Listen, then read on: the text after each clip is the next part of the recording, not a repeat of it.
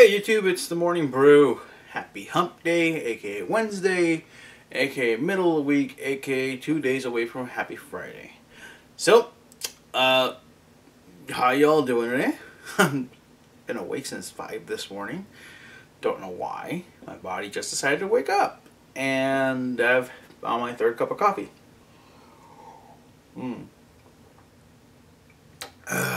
So, I was going to save this story for tomorrow's, sort of throwback Thursday kind of situation, but I couldn't help myself. I found this great story and video about kids reacting to technology, and what they did is they gave them a Sony Walkman.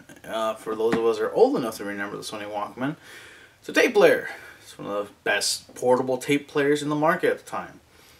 I still have my Walkman Sport, big yellow one with the big strap over it and stuff. Still works. If I still use tapes, I'd still use it, but I've got an iPhone. So, anyways, watching this video, it made me laugh because, first off, one of the kids thought it was a cell phone.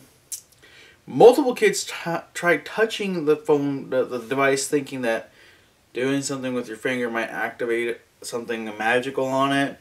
One little girl, surprisingly, knew exactly what it was. Knew it was a Walkman. Well, they probably read the label on top of it. She knew it was a cassette player. She knew it was a portable cassette player. She knew it needed batteries. She knew it needed a cassette in order to play music. She also knew that AM and FM radio were available. I mean, this kid knew pretty much what it was. Other kids, on the other hand, one kid in particular was like, it's a music player? A cassette? Batteries? You gotta be kidding me, seriously? Amazed at how far separated children are these days from technology that's not that far back. I mean, I went from my sports Walkman to a mini disc player in the late 90s, and then in the early 2000s I got my first iPod. And no Zune for me, by the way. Microsoft, I'm sorry, but that was a complete flop. I think it's still, do they still sell those? Do they even still acknowledge the brand of the Zune? Because I know for a while, Xbox had a Zune Marketplace or something on it. Anyways, if you want to check it out, it's called Kids React to Tech, the Walkman. Funny video. It's kind of a long one, but it's worth watch. It's not exactly a quiet story, it's a trending story, so you'll find it easily. Anyways, in food news, again, Dominoes announces that they'll be working with chicken a lot more now. In fact, they're calling it the breaded chicken crust. Now, my first impression was that they were going to have a breaded chicken crust pizza, which sounded amazingly delicious but horribly diabetic. On the other hand, it's just basically chopped up chicken, breaded chopped up chicken with toppings on it. So essentially, the chicken is your breading and your crust, technically. It'll be available, well, pretty much now in the following flavors: hot buffalo, sweet barbecue bacon, spicy jalapeno pineapple, and crispy bacon and tomato. So basically, a chicken BLT without the lettuce. Now, I do have to say, spicy jalapeno, a little redundant. That's like saying sweet sugar. We all know jalapenos are spicy. You don't need to word it in there. My thoughts on this one is simply this. Remember back in the day when pizza places used to just make pizza? Like that was their thing, was a pizza place was for pizza. Occasionally pasta. But mostly pizza, big old jug of soda and pizza, and that was all you were happy with. Now every pizza place has to make some kind of specialty item that's from the other competing restaurants they're up against. Papa John's makes the cheeseburger pizza, which is the most disgusting looking thing I've ever seen in my life. And now Domino's with chicken. I know all pizza places now serve chicken wings and dessert pizzas and whatnot, but remember that? Remember back in the day when it's like you went to a burger place and you knew they had burgers and fries. You knew they had milkshakes. You knew they possibly had onion rings. But now you go to Jack in the Box and they've got teriyaki chicken bowls. They got 14 different kinds of tacos. 15 different kinds of breakfast sandwiches. In some cases, corn dogs at Jack in the Box. If you're not familiar with them, mini corn dogs. I don't know if they did a wide release or not, but I remember last year eating them quite often. They were quite delicious. I hate to admit it. Mini bite-sized corn dogs. They were fantastic. Anyways, so I don't know. I don't know how anybody else feels about this, but for me, it's one of those weird, like, when I think chicken, the last place I'm thinking is Domino's.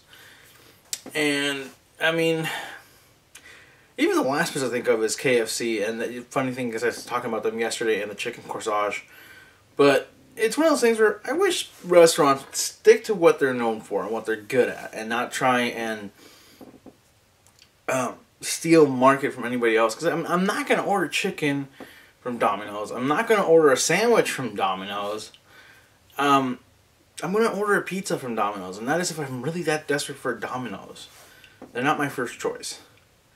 And by the way, anybody else catch those commercials where they're artisan pizza makers? You know, it's like, I'm not just a guy who tosses pizzas around. I'm also an artist. I'm a this and that. It's like, dude, you're do the worst of Domino's. I don't really care what you do outside of tossing my pizza around. Just make sure you toss my pizza around and get it to me on time. That's about it. Anyways, in other news that ironically I talked about earlier this week and just purely mentioned it off the top of my head, but apparently Magic Mike XXL is being written as we speak by Channing Tatum. After his Trailblazer Award at the MTV Movie Awards, I'm still laughing at Jonah Hill's bit about that. After winning his award, he apparently has already been working on the sequel to Magic Mike, which is an independent film based on his experiences as a male stripper. In case you didn't know, he actually was a male stripper, apparently. This is from what I read. Of course, I'm not going to go looking for video, because apparently there also are quite a few videos of ladies that were exceptionally infatuated with him and had to have video proof of his existence beforehand.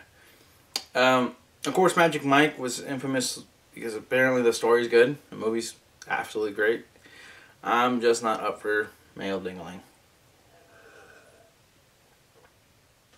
But the film is set to release on Independence Day next year, 2015.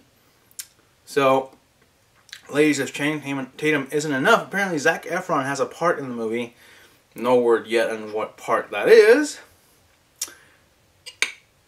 But he will be in the film. So, you got Channing Tatum and Zac Efron. Makes you wonder, when are we going to get a good version of Showgirls? I'm going to go watch Showgirls. Anyways, in other movie news, Paul Walker's brothers Caleb and Cody will be taking his place to help finish the production of Fast and Furious 7. Of course, before they had reported they would be using basically digital doubles and stunt guys to fill in the blanks, but apparently his brothers have volunteered their time. I don't know if volunteer is the right word, but they will be involved in the final production shots and little gaps that they need to fill up to finish the film for their brother. Of course, Paul Walker currently has a film out. I damn remember what it's called. Brick Buildings or something? I don't know. But Fast and Furious 7 will be, of course, his final send-off for people. And I think it's a great thing. I think his brother's getting involved. It's basically fan service here, and well respected actor, well respected man. Like I said before, did a lot of great charity work. So, cheers to the Walker family for finishing their brother's work, and of course, still condolences still out for them. In happier Hollywood news, Breaking Bad star Bryan Cranston helped a kid get a date for prom. The 17-year-old Stefan from Los Gatos, California, ran into Bryan Cranston in New York while he was on vacation after his show. Excuse me while I'm trying to, All the Way, that's currently on Broadway, ran into Cranston and asked him if he would record a message for his friend Mehdi. I think that's the name? One second. Dang, did I not write the name down? Maddie. There we go. Oops. Asked Bryan Cranston if he would record a message for his friend Maddie, asking her out to prom. Cranston agreed to it and said, if you don't go to prom with Stefan, whatever his name is, then maybe your best course of action would be to tread lightly. Of course, referring to the Breaking Bad TV show, which Cranston absolutely killed in. And he is an amazing actor, and I've always felt he was completely underrated, and now he's perfectly well where he should be. And Godzilla's coming out soon. I'm excited. I don't care. I'm a Cranston fanboy all the way. So, when you think about it, it's... If you actually look into Bryan Cranston's history, he had a very humble upbringing. This is a man who didn't grow up with much. Him and his brother and his mom would go scavenging for swap meet sales. You know, scavenge for stuff to sell at a swap meet so they can make a living. And for the guy to be humble enough to do something like this for a 17-year-old kid who's a fan of his show and his work, it just shows that the guy's, he's just a decent guy all around. And we're lucky to have a guy like him where he's at right now, with the power and the ability he has to change people's lives. It's nice to know that someone like him's around, you know. We need more people like Bryan Cranston, Paul Walker, and all of them that just do good for people for the heck of it. They don't expect a handoff. Excuse me. Coffee's a little rough today. So, yeah, I think this is cool. It's awesome. Anyways, in other news, for those of you attending WonderCon this weekend, I will be there on Saturday with the entire family. And also Nintendo will be there that weekend. No word yet back from Nintendo specifically where they'll be located in the WonderCon. Will it be on the WonderCon floor? Or will it be in some other remote location like they do at San Diego Comic-Con, where they take over the Marriott, one of the Marriott areas, in order to accommodate the large quantity of fans that they get in. But they will be there. They will be previewing Mario Kart 8, Yoshi's Island, Donkey Kong Country for the Wii U, Mario Golf. I can't remember the other two titles off the top of my head. I don't know if Smash Brothers is being previewed or not, but they did announce quite a few games, and I'm hoping that they do what they do in San Diego Comic-Con, and that would be to give out Nintendo-themed freebies for playing the games, because that would be really cool if me and my girls could score some.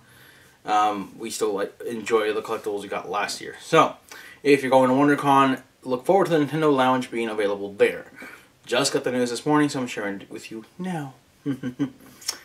And of course, last but not least, it's the middle of the month, so that means my nerd block will be here any day now. So this is going to be a new experience for me, because last two times I've done a nerd block unboxing, I ended up doing it with my computer in front of me and just kind of flashing the box upwards. So probably going to do it standing up and showing you everything from this angle, and we'll have to deal with that because I don't have a free hand to use the camera. So, look forward to the April Nerd Block unboxing any day now. I know I'm looking forward to it because there's a Transformers old school theme to it that they announced, and considering that Assassin's Creed's character that they threw in from Ubisoft was pretty cool, and I still have it displayed on my shelf, I cannot wait for the Transformers one. Although there's supposed to be a McFarlane autographed figure that only 100 people are going to get, and only 50 of those are autographed. So I'm kind of crossing my fingers and I'm one of those guys. Even if it's not autographed, I would really like to get a bonus for once, because I don't ever see myself winning the Mega Block. Because this month's was a PS4, a freaking couple of Back to the Future Funkos, and the freaking gravity gun from Half-Life 2. I'm dying here, because every time the Mega Block comes up, I'm just like salivating at the idea of being a winner for one of those. But you know, you do what you can and you get what you can. So yeah, look forward to that this week. So with that, remember, please like, share, and subscribe. Make sure you let your mutual like-minded friends and individuals know that you like the show and you want to share it with them.